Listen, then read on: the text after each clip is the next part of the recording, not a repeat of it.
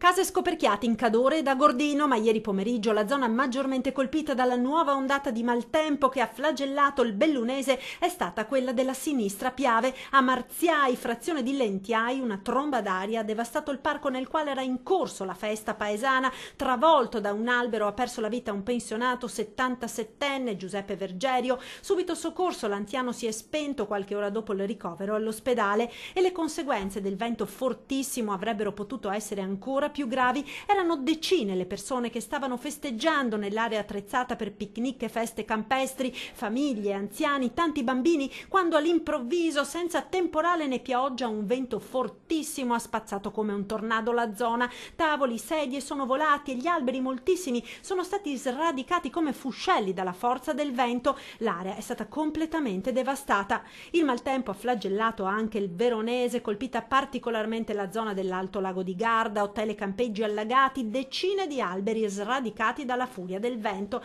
e probabilmente gli smottamenti dovuti al maltempo hanno determinato la caduta del masso che ieri pomeriggio in Val Sorda ha colpito la testa una bambina di 6 anni che stava passeggiando in una gola assieme al papà. La piccola è stata trasportata con l'elicottero del 118 all'ospedale veronese di Borgo Trento, dove è tuttora ricoverata.